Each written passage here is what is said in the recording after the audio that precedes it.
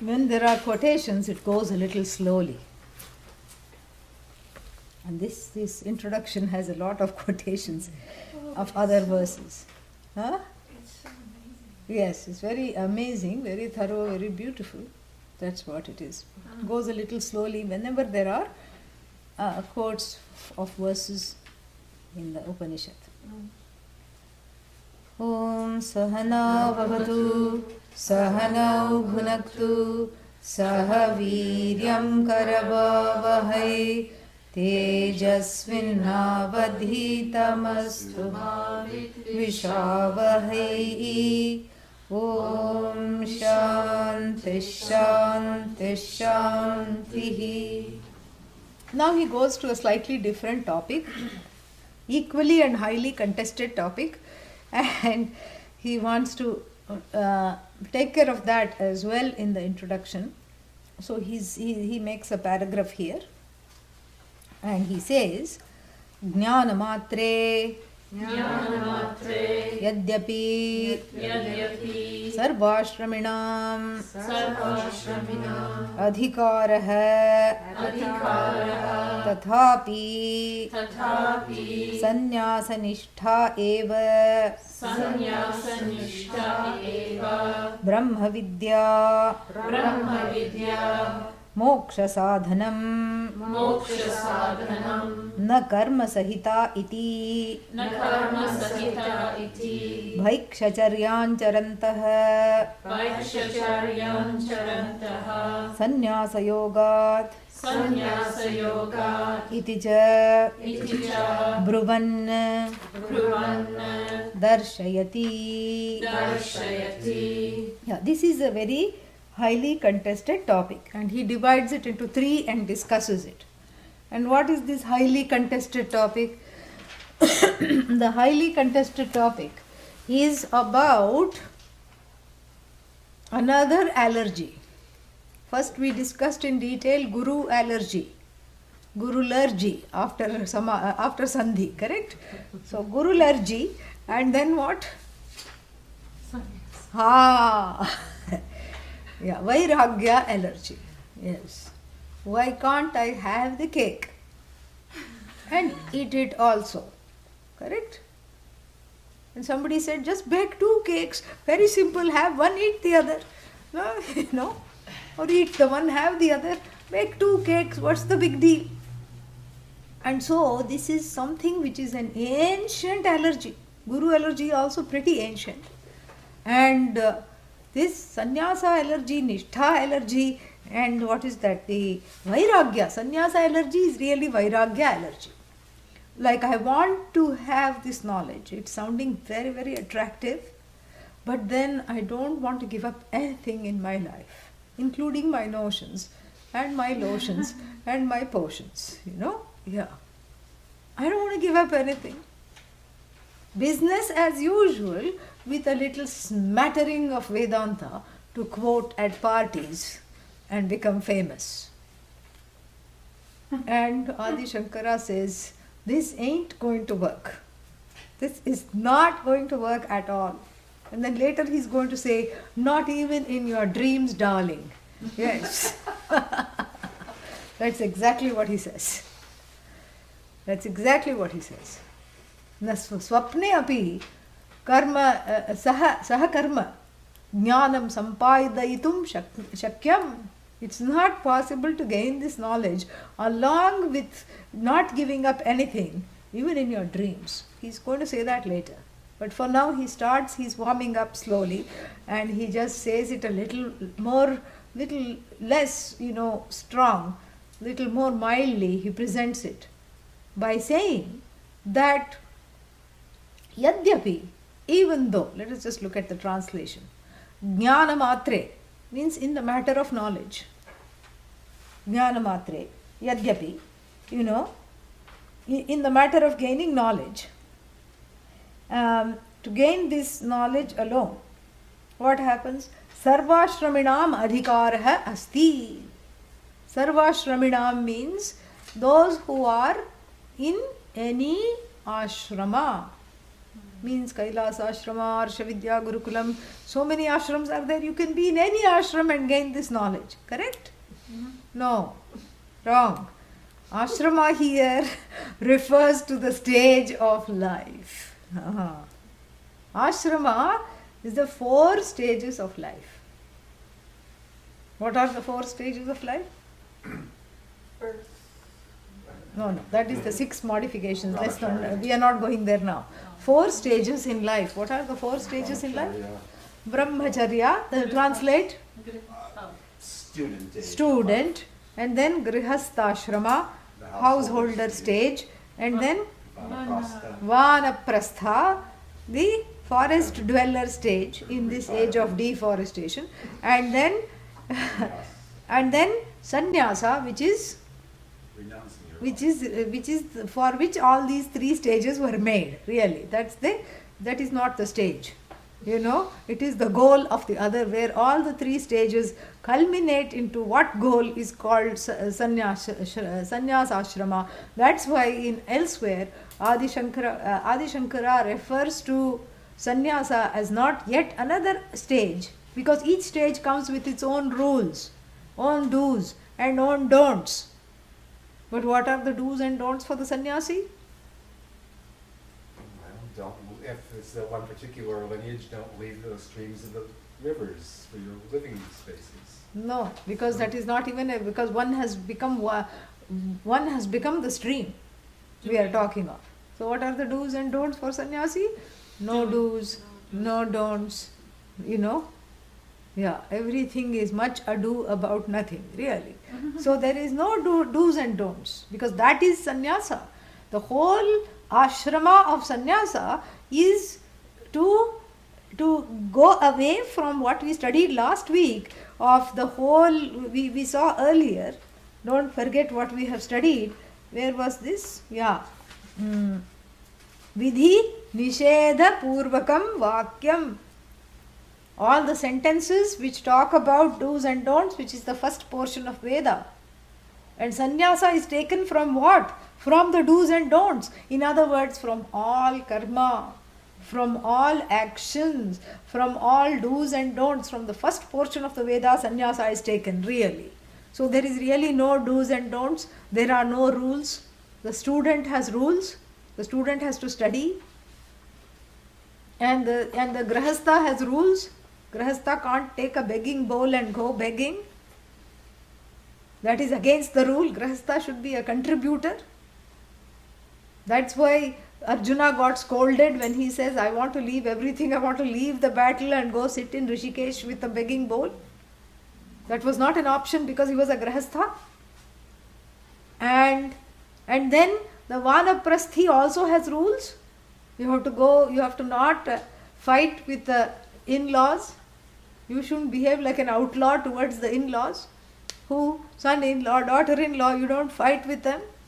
You don't start saying, now that you have come into the house, you have changed everything around, and I used to keep the sugar here, and my couch was always here, and you have reorganized the living room.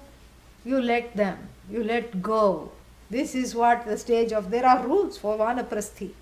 But there are no rules for sannyasa. So sannyasa, even though technically it's called sannyasa ashrama, it is not an ashrama because it doesn't have rules. The sannyasi is a free being. And the one who has internalized dharma cannot go against dharma. So there are no rules to get up at such and such a time or to do this. Oh, you're making sannyasa sound so attractive. It is attractive for the one who is incapable of flouting rules. That is when one becomes qualified for the no rule. Got it? Yeah. So this is the even though it's considered an ashrama because we say 4 stages of life, it is that which for which the other 3 stages are made to grow into which, that is sannyasa.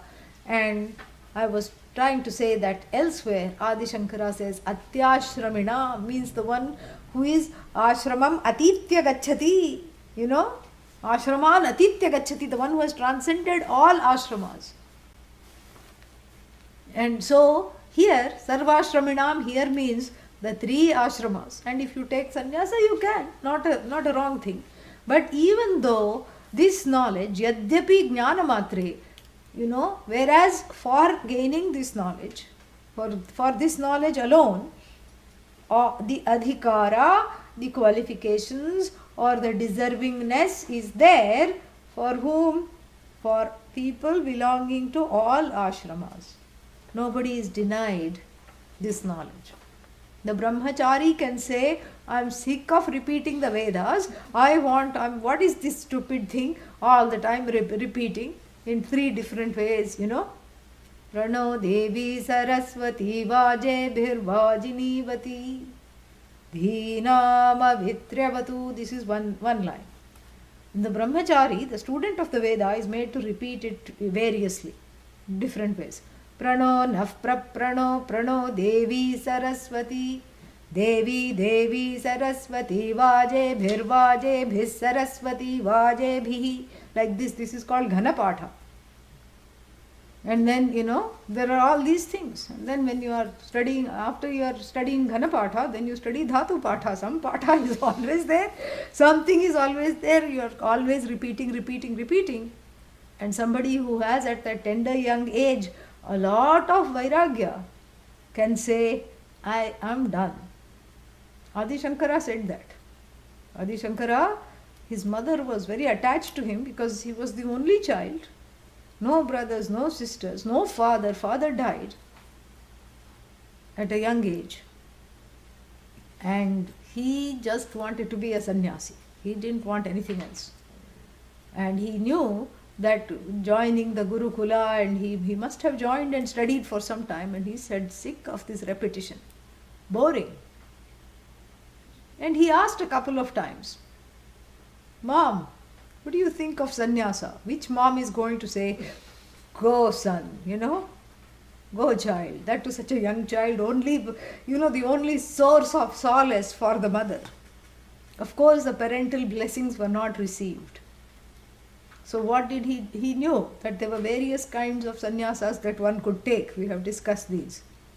So he said, I am going to go in for the 911 sannyasa. What is that called in Sanskrit?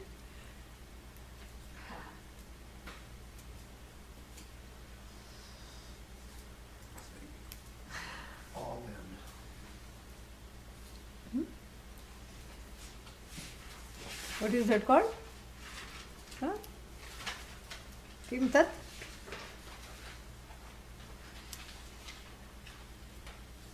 Sannyasa taken in while undergoing some terminal or a accident. What is that called? Danger sannyasa. What is the word for danger in Sanskrit?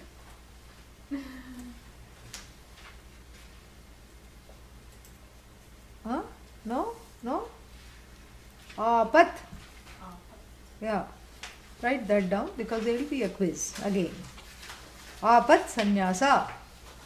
Apat. Asamantat patati. That which falls on you if from all directions when you are least expecting it. Apat. Apat sannyasa. He said, oh, this 911 sannyasa is there for me because no other kind is the mother agreeing to. And the story goes that he goes to the river to do his oblations to Surya, to the sun.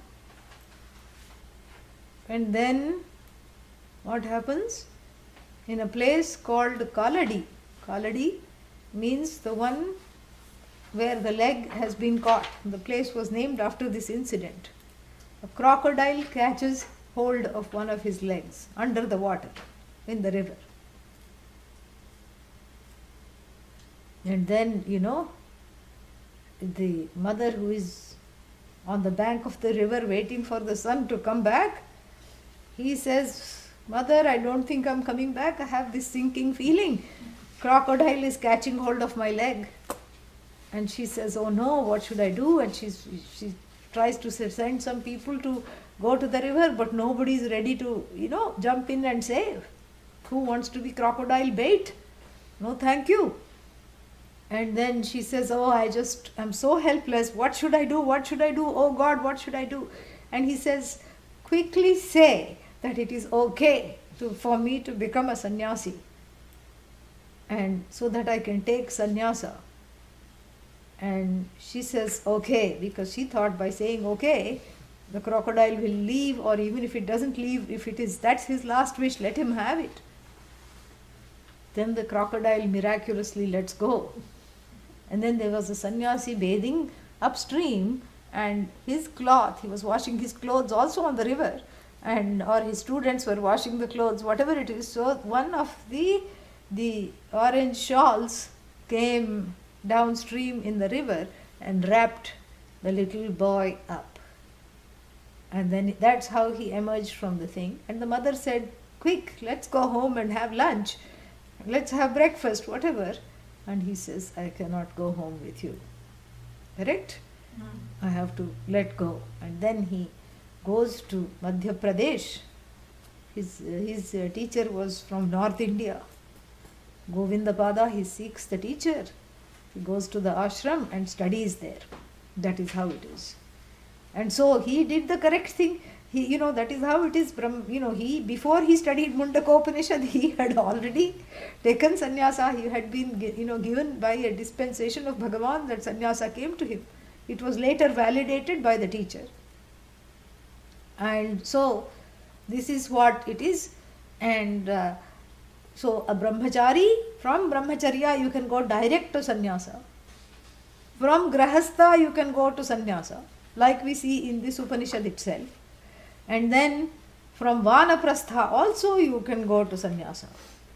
So that means sannyasa is the goal. The other three ashramas are the means to gain this goal, depending on the internal readiness and preparation. Correct? So yadyapi, although there is the adhikaritvam. Adhikaritvam here is not shamadama. Adhikaritvam means the right of all the ashramites to go to this knowledge is there. For this knowledge is everyone's birthright, even though it is most effective, he says, adhikaraha asti, tathapi, even then, sannyasa nishtha eva brahma vidya moksha sadhanam. Only this knowledge is gained only by sannyasis, either internally, and or externally. But really speaking, the internal sannyasa, which is what we were talking about earlier, vairagya asangatvam, that is what has to happen. Something has to be given up in order to gain the knowledge. And what is it that is given up? Useless, meaningless pursuits. Silly, dead-end pursuits that make this knowledge a dead end, really. So, pursuits that do not have any clarity, pursuits that are habitual, pursuits that are just routinized, pursuits that don't lead you to the goal, pursuits that keep you wandering aimlessly, pursuits that keep you make the same mistakes of detours. You keep taking U-turns because what you encounter is the finite. And it is not fine with you. The finite is not just fine. Therefore, you keep coming back. Those pursuits have to be eschewed in order for this knowledge to bless, he says. He says it without biting, without sort of protecting anybody. No egos are protected. He says it like it is. And here you see a little recall. As he is teaching us, he is recalling his own experience. That's how it was for him. That's how it was for everybody that he respects in his time. And that is how it has to be. And that is how it was for all the people that he knew and respected. He knew of and respected before his time. Because the parampara doesn't start with him and end with him. It existed before also. That's how his teacher was towards him. He saw that. That's how his teacher's teacher, who wrote the Karika to the Mandukya Upanishad, was.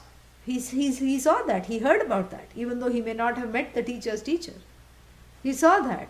And he says that even though this, this knowledge is open to the grahasthas, the grahastha must become by force a sannyasi, really. Let the crocodile of Vairagya catch hold of all your pursuits and free you to gaining this knowledge.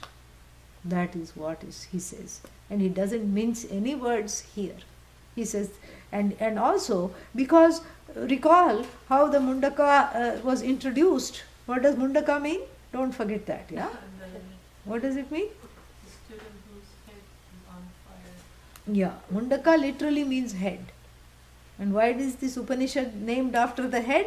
Because it requires a heady ritual to get ahead in this knowledge. That's what it is. So it requires this ritual that reiterates one's urgency of prioritizing this knowledge. That is why it says this is what it really is. It minces no words. It just presents it exactly as it is. And therefore, this bhashya is very important because it does not try to, insert or interpolations of his own mind. No. He may love sannyasa, but he's not saying, yo, this is a wonderful lifestyle, come and join me. He's not saying that. He is just being faithful to the Upanishad, which is saying that. Which is saying, don't even give this knowledge, it's going to say later.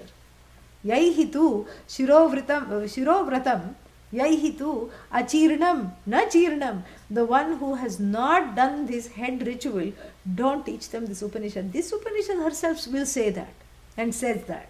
So in keeping with the priority of this Upanishad, he says, if you want to be blessed by what this Upanishad is trying to tell you, gain a large dose of Vairagya between now and the 1st of March. Work on spring cleaning. Work on spring cleaning literally and also the inner realm of priorities. Drop the things that don't matter. How long are you going to hold on to them? And if you hold on to them long enough, they start holding on to you longer. That's another big headache. So drop those things that don't matter. Firm up your commitment. That is your homework, really. So whether you grow in Sanskrit or not, by March 1st, I really urge you to grow in Vairagya. That is really how this knowledge is going to go further and bless.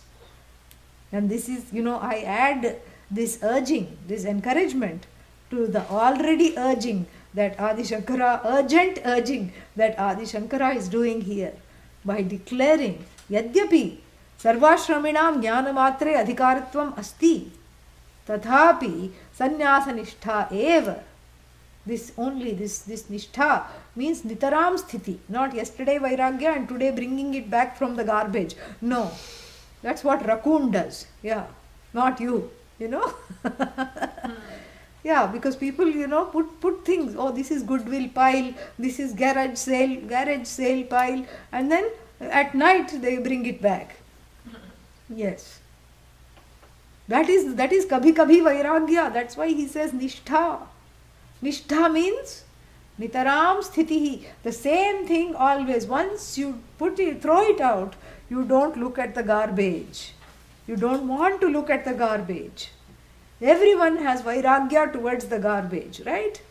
Once you knot up the tie, you tie it up, and then you take it and drop it. You don't say, oh, so much I have thrown, so many potato peels, so many carrot tops.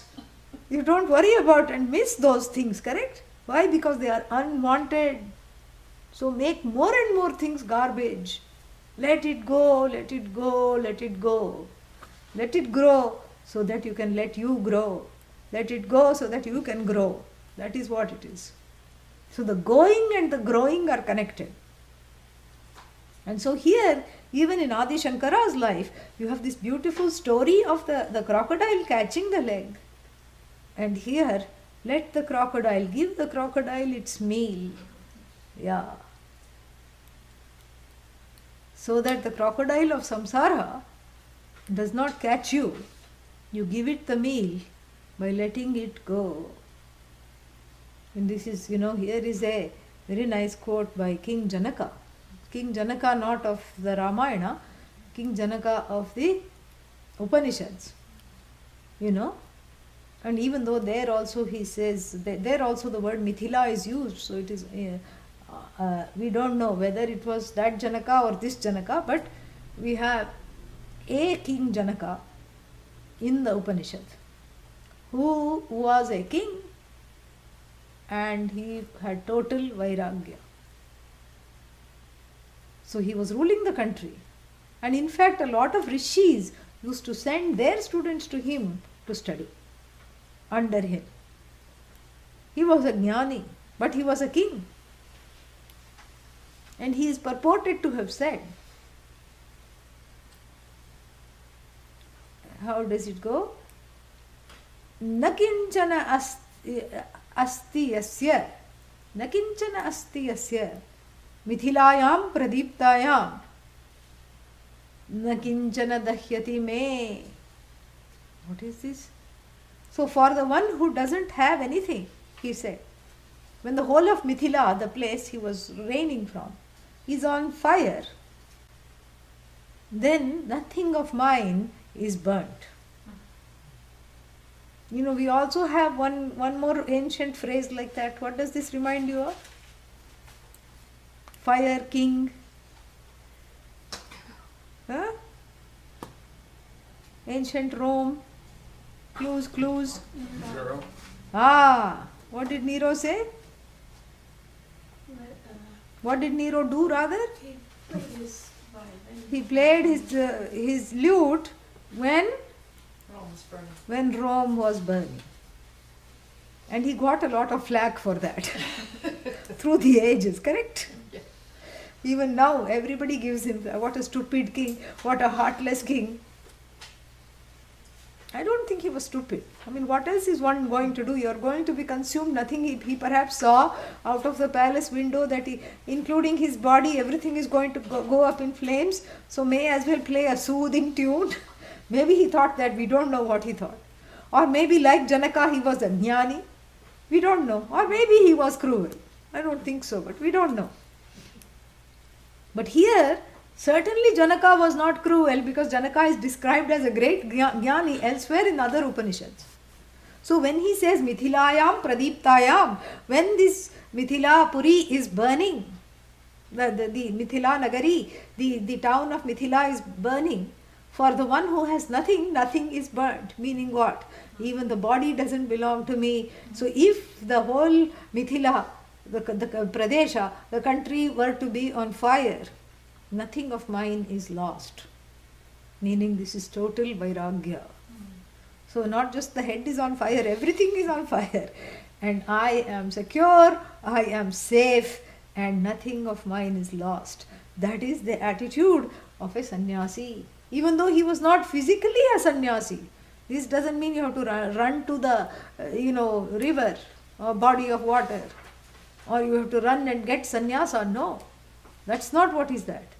Have the attitude, internal attitude of a sannyasi to study this Upanishad, without which this knowledge shan't bless, will not bless. And so that is what he says without mincing the words. Sannyasanistha eva Brahma Vidya Moksha Sadhanam. He says Sannyasanistha eva, only Sannyasanistha, only the state of being in a constant Vairagya is the sadhanam for moksha, mokshasya sadhanam, is the means for moksha, for gaining moksha. And then after specifying the means and how the means are connected to the prayojanam, the end, he also says what are not the means. What is not the means? Na karma sahita. He says you cannot, taint this Vairagya. You cannot mix up this Vairagya with, this has been forgotten. Now or no? Yes? What to do? Somebody come and do this. So you cannot taint this Vairagya with what? Action. With action. So that means the one who has Vairagya is just sitting and not doing any action? No. There is no actorship. So action here means kartritvam, actorship, doership. The doership is not there. That is the thing. Janaka was definitely engaged in action. Mental action, he had to take some decisions. Physical action, he had to say, go do this, go do that, plant some trees, dig some wells. Those are all actions. Either he is a karta, doer himself, or he is karayita, he is the cause for doing this action to be performed. Some actions he would do himself, like giving alms to the needy once a year, twice a year, whatever they do, the king himself goes and does it. So some actions he would do himself, some actions are done on his behalf. He is at his behest. He is the karayita. So it's not that you just, don't get up in the morning at all, because what's the point? Non-action, right? No. It is you have asangatvam towards the actions. And the actions are not powered by ragadveshas. And so therefore, he says, na karma sahita jnana, jnana nishtha asti. So there are two things to gain this knowledge of this Upanishad that he asks everyone to gain. One is sannyasa nishtha, which is jnana nishtha really. So sannyasa nishtha means an attitude of vairagya without which the knowledge will not bless. And what is vairagya? Giving up endless pursuits. Yes, endless pun intended. Endless, those who don't have an end. And endless pursuits that keep following other pursuits. Pursuits that are pursued by other pursuits. Endless. Yeah. Pursuits that have a dead end and pursuits that are pursued by other pursuits. Endless pursuits. So, give up those pursuits and make a place for this knowledge. Otherwise, you are so busy, you are so distracted, you are running around all the time like a headless chicken. And then, this is not the head vrata, Yeah. So you are disembodied, disconnected, alienated from yourself. You are running around to gain something that you already have. Praptasya praptihi. So slow down, sit back, relax, and make a space for this knowledge to sit in this thicket of pursuits and ragadveshas. This knowledge will not, will not stick. And so therefore, it will not abide. So therefore, the first qualification, he says, for this knowledge, first sadhanam is what? Vairagyam. To do Shravanam. Shravanam is the sadhana for moksha. But in order to do Shravanam, you need Vairagya. And he is not saying this. He is paraphrasing the Upanishad that said it, Pariksha lokan karma chitan ityadi. And then he says, the second qualification here is that you let go of actions. Let go of unnecessary actions.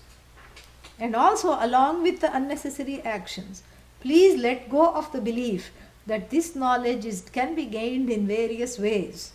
Little bit of karma, little bit of moksha, little bit of vairagya, little bit of viveka, and little bit of shopping. No.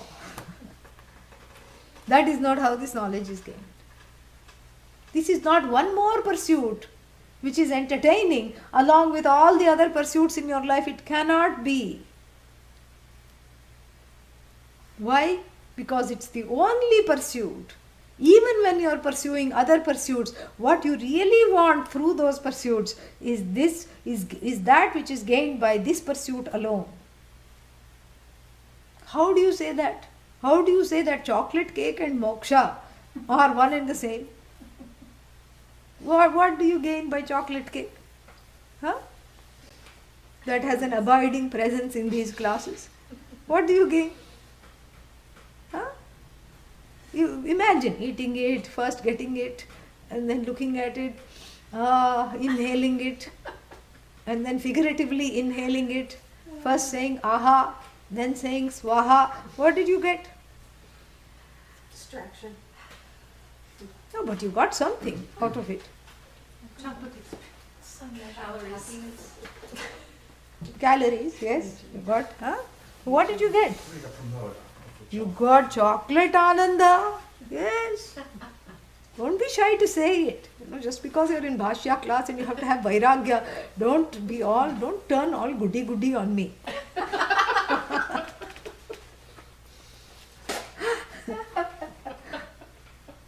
Say I'm mad after this. This is so wonderful. I love chocolate cake. It gives me chocolate Ananda. Correct? And then let's say you go after the chocolate cake. You go and see a very nice movie, Oscar nominated movie. Then what did you get? Movie Ananda. Yeah, oh, such nice screenplay, such wonderful dialogues. Oh, the acting, wonderful. Very nice. And then you justify going to the movies. It even had one spiritual dialogue. So what did you get? Movie Ananda. Correct? So the senses are assailed by all this Ananda. Movie Ananda, chocolate Ananda, friend Ananda, house Ananda, spouse Ananda. These are not names of sannyasis. These are I'm not listing sannyasis. I'm listing the kinds of anandas derived in samsara. So movie Ananda, friend Ananda, spouse Ananda, house Ananda, what else, temple Ananda, that's also an Ananda. Then Bhashya Ananda, Yoga Ananda, this is also sannyasi's name, but no, here Yoga Ananda means Ananda after yoga class. Ah, lovely. Yoga Ananda, and then what else? Vidyananda, be studying something, gaining some information, knowledge, that is also Ananda. But we are very clever, correct? Why? Because we have studied the 15th chapter of the Panchadashi. And what does she say? The 15th chapter 1. What does she say in the 15th chapter? Ananda is a state. Every Ananda commits suicide into that Ananda which can never be negated at all. Every Ananda resolves into that Ananda which is you Ananda, which is really I Ananda. That I Ananda is the only Ananda which is informing all Anandas. This is what we studied in the 15th chapter of the Panchadashi. Yes or no? Just say yes, even if you don't remember. Yeah, say yes. So, in the 15th chapter, this is what we studied. And he says that in so many words. And he says that the reason why, and this here will be a quiz, unfortunately, the reason why we mistake and we get addicted to chocolate Ananda and movie Ananda and we forget the Ananda and get addicted to chocolate, movie, house, spouse, mouse. Why is that? Computer mouse, okay, yeah. So, why is that we get addicted to this? He gives a reason. He says because it is of two kinds of vrittis that are being deployed by the mind, two kinds of states of mind. And one of it he calls Ghora Vritti. Yeah, I could see by the face that the quiz was ill-timed, so I'm not going to do it. So one was called Ghora Vritti, the other one is called Ayyo Devre, Moodha Vritti. Shanta Vritti is what you need, yes. Yeah. These two which you need to avoid are Ghora Vritti and Moodha Vritti. Ghora Vritti arises from Rajas, Habba, yeah, balm on the heart, yes, and Moodha Vritti arises from Tamas, yes, and therefore what? Therefore, the chocolate Ananda degenerates into chocolate, I want chocolate, because the chocolate is equal to Ananda, and therefore the movie is equal to Ananda because of Ghora and Moodha Vrittis, Rajasic and Tamasic tendencies overpowering the mind. And what are powering these tendencies? Ragadveshas. All just decocts into Ragadveshas. And then therefore he suggests the Panchadashikara. Who is the author of Panchadashi? Swami Vidyaranya. Very nice. Swami Vidyaranya ji suggests that in order to overcome these vrittis, catch hold of the Shanta vritti, the one you want to cultivate, which is born of Sattva, not Sat. Sattva. Sattva, Rajas, Tamas, three gunas. It is born of Sattva. Catch hold of Sattva. And this is what Bhagavad Gita also says. Traigunya Vishaya Vedaha. Nistraigunya Bhavarjuna. Nirdvandvo Nitya Sattvasthaha. Stay in Sattva. And here also, stay in the Shanta mode. Meaning a mode of contentment and acceptance no matter what the outer circumstances is. Chocolate gained, chocolate lost, Ananda remains. Movie gained, movie lost, Ananda remains. House is not, Ananda remains. That is the attitude you have to have. That is Vairagya Purvakam, which was described earlier, and the same thing is described as Sannyasa Nishtha here.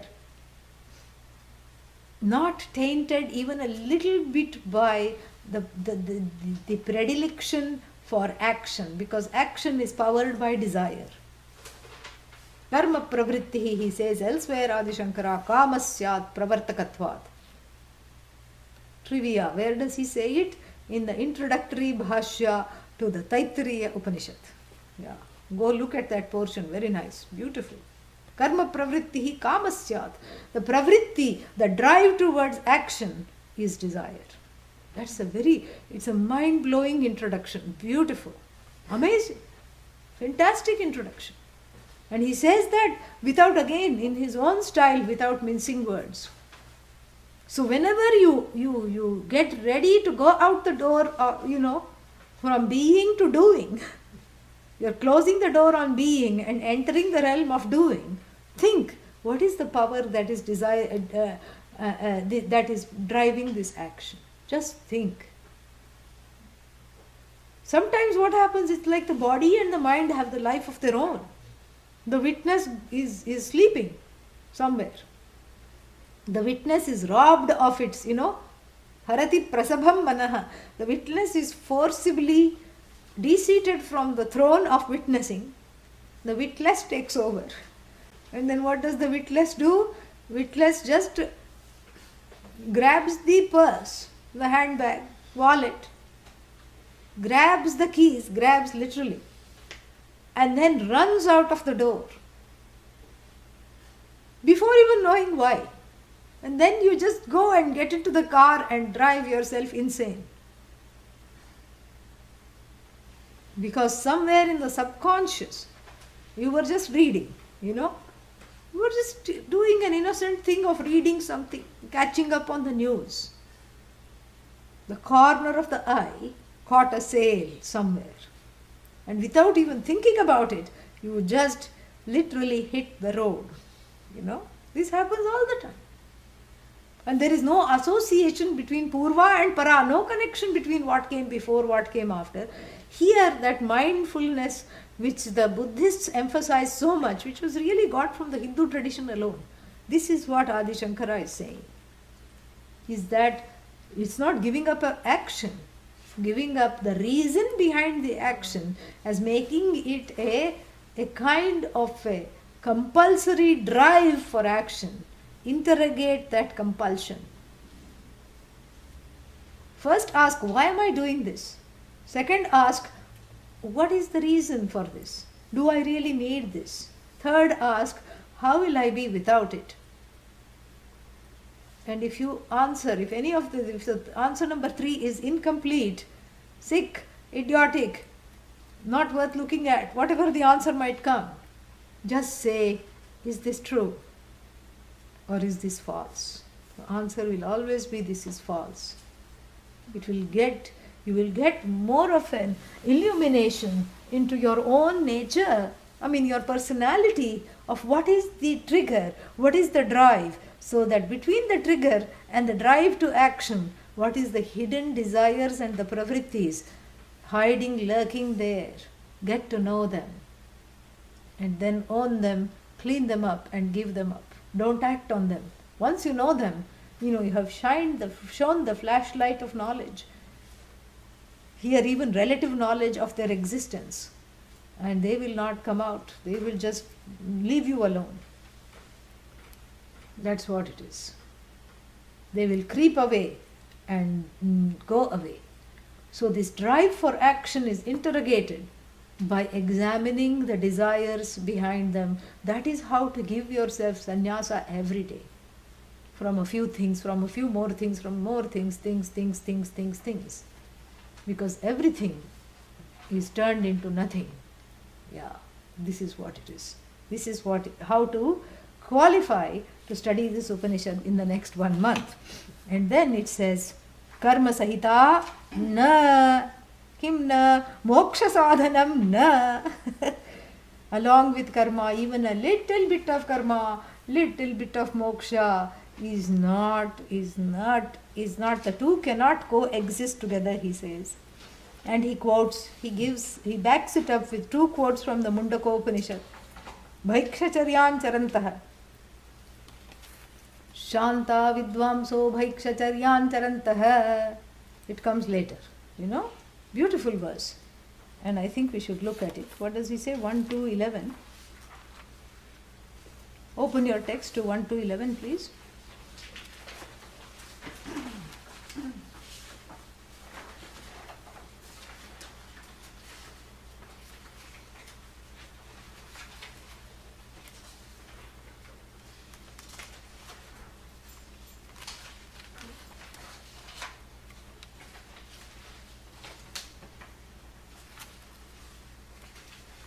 Yeah.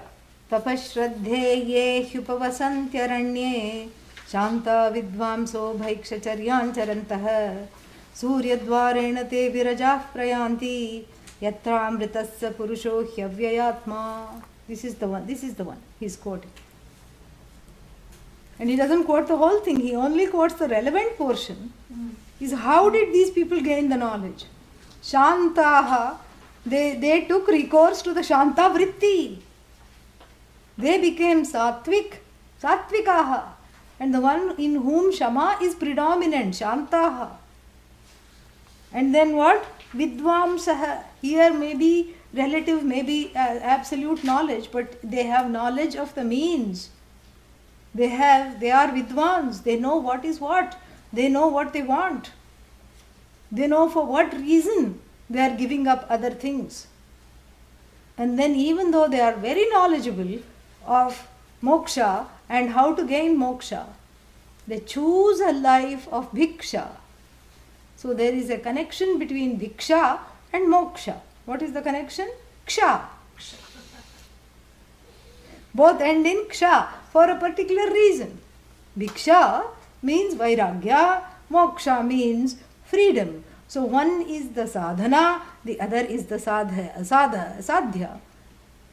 So the lifestyle of bhiksha leads to moksha or can lead to moksha when accompanied by knowledge, really. Or rather the other way around. When the pursuit of knowledge is accompanied by bhiksha, bhiksha vritti, bhikshatanam or bhiksha vritti, it leads to moksha. What is bhiksha vritti? The feeling of always being like this. What is this? Happy with what is received. Yes, this is what it is. Bhiksha is not going out and knocking on the neighbor's door, give me a cup of rice. That's not bhiksha. Bhiksha means open, when the person who is a begging person receives the alms, what is received is not important. What is important is the attitude of the receiver. An attitude of receiving, an attitude of not querying what is received. Whether it's food or karma. Karma phala also. So the bhiksha is a upalakshana. Upalakshana means a metaphor for cultivating a sense of acceptance with whatever comes and not seeking more than what comes.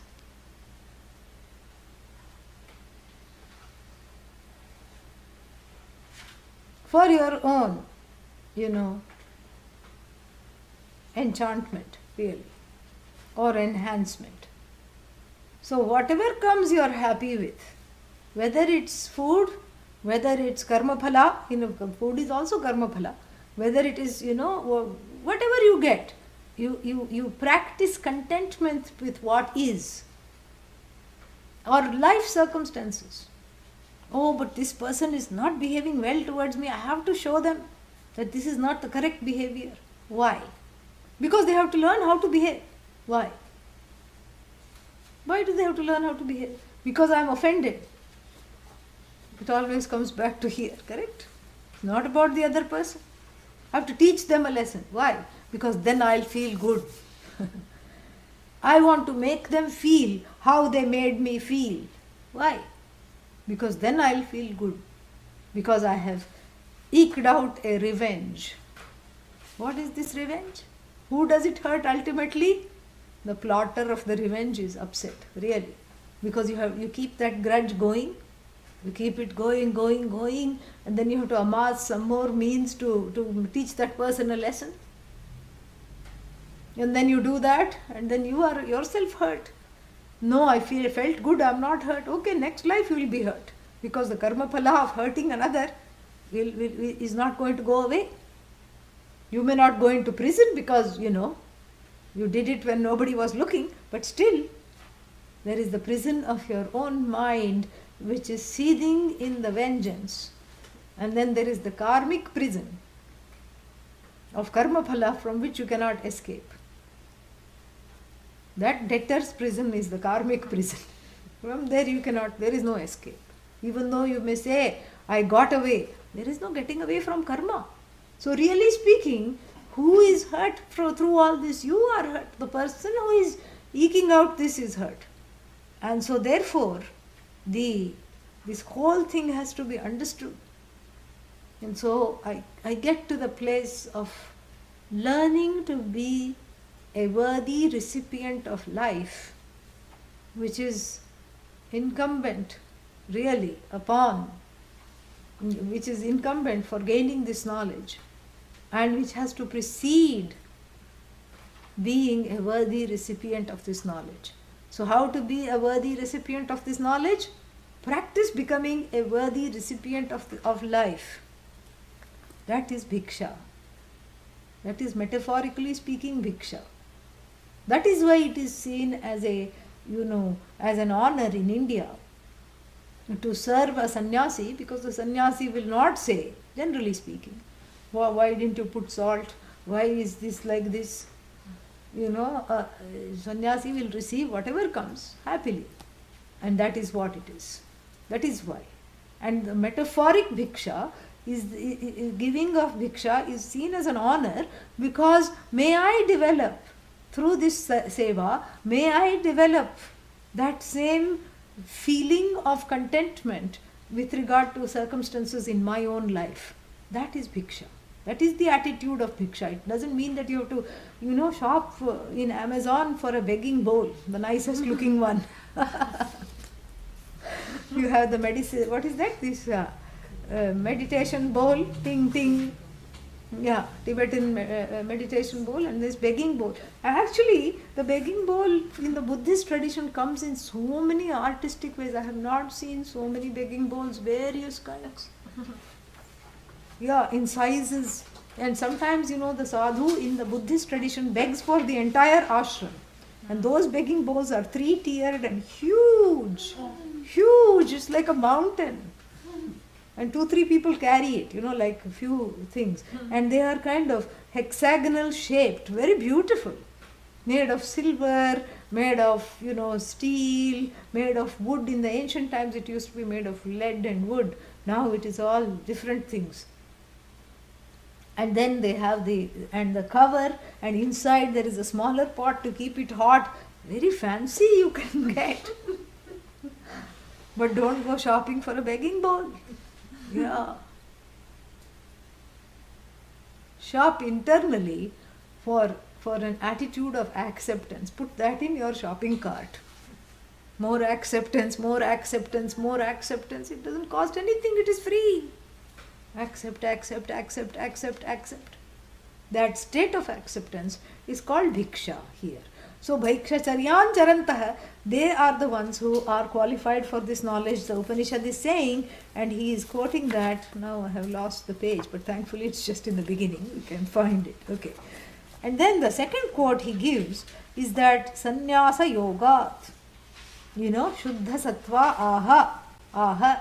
That is the one, that the creed of the sannyasis that we chant whenever we greet the sannyasis. How does that go? Na karmana na prajaya dhanena tyage naike amritatva manashuhu. And then parena na kannihitam guhayam vibhrajate yadyatayo vishanti. And then Vedanta Vijnana Sunishchitarthat Sannyasa Yogat Yatayah Shuddha Sattva Aha. Where did we study this? Kaivalya Upanishad. But here it comes in Mundaka Upanishad also. In fact, the Kaivalya Upanishad is quoting the Mundaka Upanishad. So we saw this in the Kaivalya Upanishad. Vedanta Vijnana Sunishchitarthat. Sunishchitartha means the artha has been sunishchita by whom? Artha of what? Vedanta, not arthakama. The meaning of the words of Vedanta have been well ascertained, and who have been blessed by the words of Vedanta, and who have sannyasa yoga, means who are sannyasis.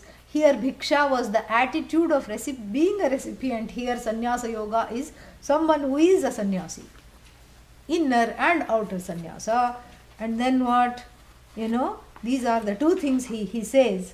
The first one he puts, if you are a grahastha, you have an attitude for studying this Upanishad of bhiksha, of acceptance, of total acceptance of whatever comes in life.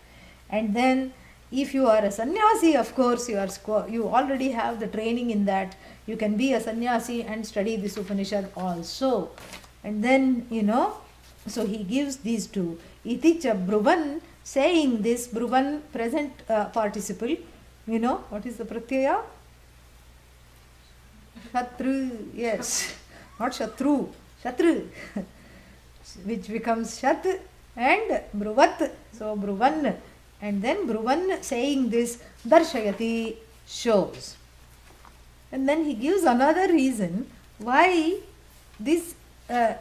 Okay, one more thing before we go there. This is also Khandanam, or what is Khandanam in English? Criticism. Yeah, Khandanam, criticism of a particular Vada that was lurking in ancient times, which is also lurking now. What is that?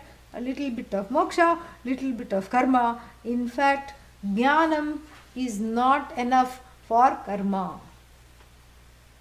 This is the feeling. This is a vada, a contention. And without bringing in a purva paksha, he addresses this vada, which is called jnana karma samuchaya vada. Jnana karma samuchaya, mix up. Tossed salad, Yeah, vada is a contention.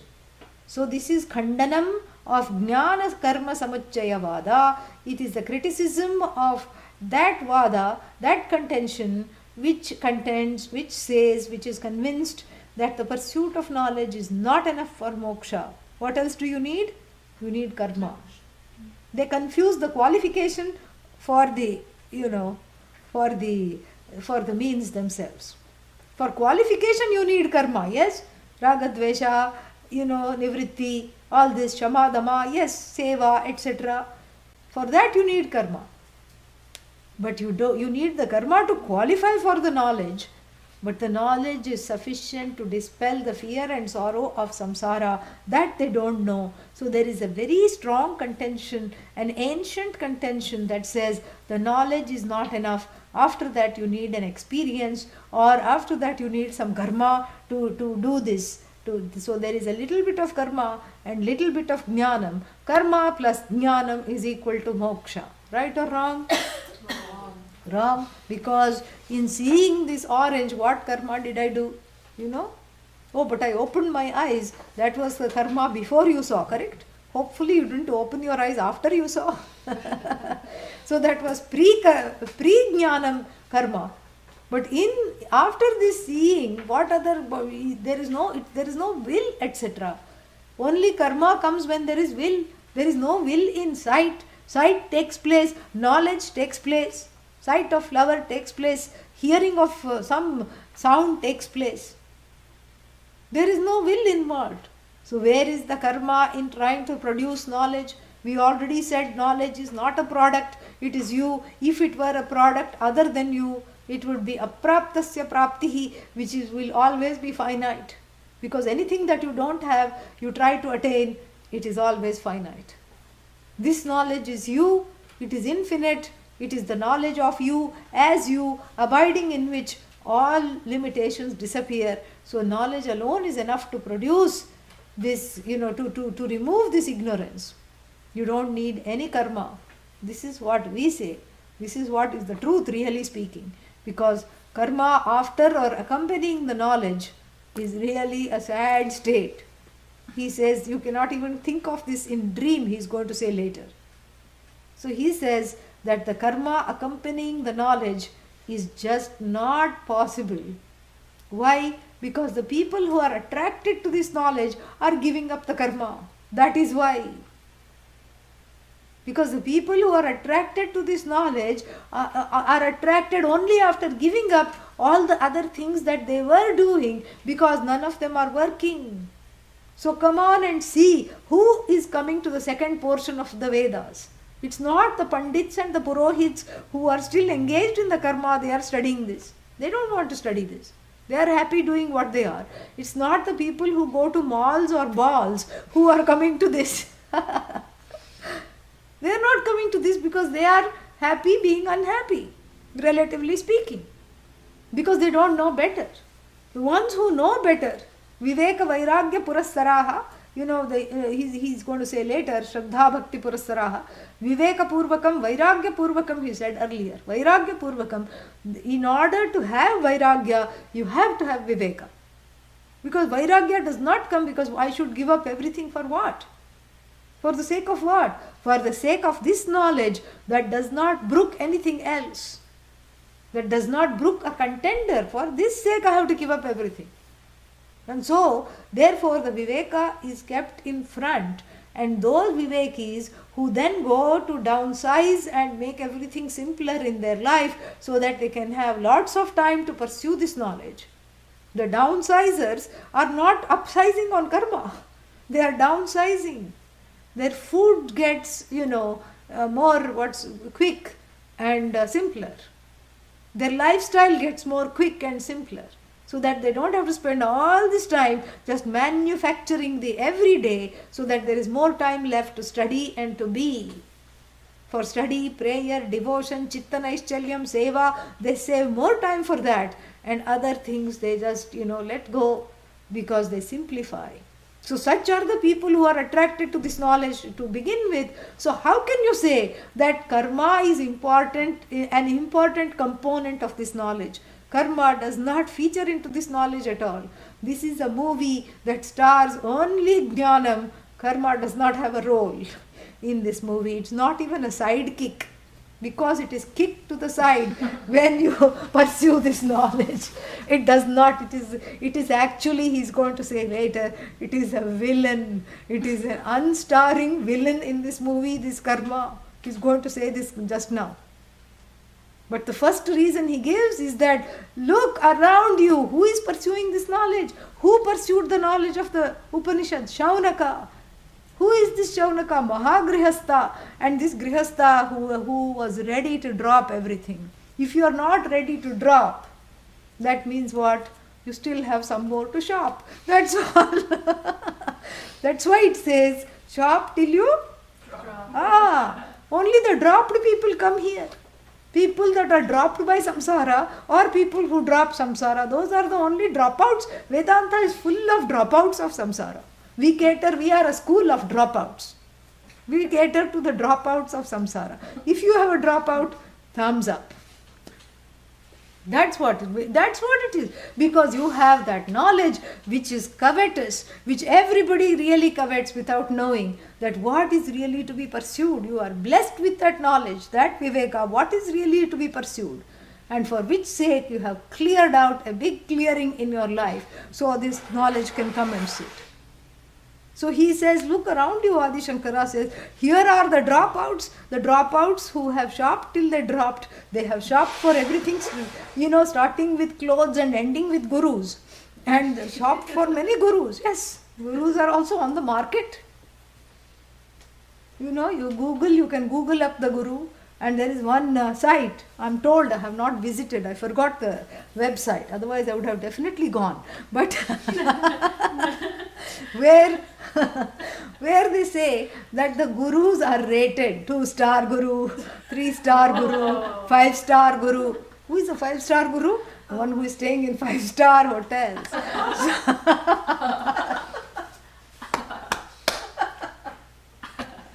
7-star guru, So the one who sees the stars guru, there's all kinds of guru rating. And I want to find this website. Somebody alerted me that, and then the fake gurus are outed also on this website. Fake guru, slightly fake guru, was fake but now true guru, and was true but now fake guru. Yeah, a spendy guru, chargy guru, Yeah, credit cardy guru means what? The one who asks for your credit card number before Sahana Vabatu guru. Spendy guru makes you spend, And then what? Trendy guru, the guru that is trending on Twitter. All these gurus have been compiled. Why? So that the unsuspecting mumukshu can go guru shopping. So you shop till you drop, and then you really drop all the notions of shopping, and then only you come. So how can you say that karma and jnanam are both equally needed? It is not possible. It is just not even possible. And then he quietly adds one more sentence. Repeat. Vidya karma. Virodhat cha. Yeah, he says, and besides, he says there is a more compelling reason. What is that reason? Vidya and karma are like oil and water. Jnanam and karma are like oil and water. They never mix, not even in salad dressing, where the droplets of oil can be discerned sitting on top of the watery portion of the salad dressing. They don't mix, even if you say shake well before use. Jnana and karma sit in a bottle and then you shake and then drop it on your pursuit. It does not embellish the pursuit. They don't mix together because one is like day. What is like day? Vidya. Yes. And one is like night. What is like night? Karma. Yes. Because karma is like night, because it furthers the darkness of ignorance which one is already suffering from. Vidya is like day, because it shines the light on that place where I just feel really down and deep in the doldrums about myself. It shines the light on that. So therefore, that is more powerful. And just like day and night cannot coexist in the same place, like darkness and light cannot coexist in the same place, Vidya and karma are totally opposed to each other. So avidya is not lack of knowledge, it is opposite of knowledge. And that is a long discussion we will have on Saturday, the 1st of March. The next time this class is going to meet bright and early at 7:30. Om Purnamadah Purnamidam Purnat Purnamudachyate Purnasya Purnamadaya Purnamevavashishyate. Om Shanti Shanti Shanti. Harihi Om Shri Gurubhyo Namaha. Harihi Om. Oh, somebody has already found out the website. GuruRatings.org. Really? Or did you just make that up? Huh? Really? Yeah, really. She just checked. So GuruRatings.org. You can rate the Guru, you can leave comments about your Guru shopping experience. Yes. So you see, shopping till you're dropping. That is what it is. Any questions?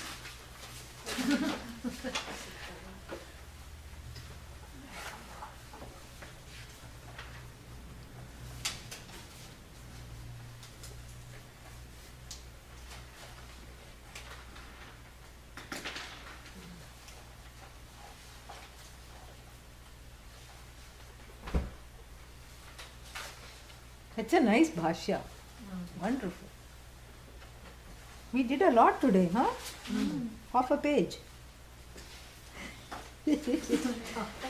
Half a page.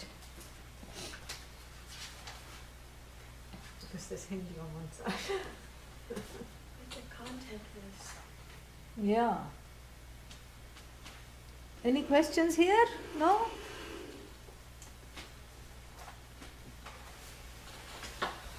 Yeah, it is very radical. He makes a radical departure from karma. That is true. So 1 month homework I'm going to give. Examine every drive for action. You can continue with the action, but examine the drive. And behind the drive, examine the lurking desire or set of desires. And then ask yourself, do you really need to fulfill this desire? How are you without fulfilling this desire? And if the answer comes horrible, query that, negate that immediately. Know that you are never horrible and you are never incomplete. Yes, that is the homework. So see you all on the 1st of March. Om.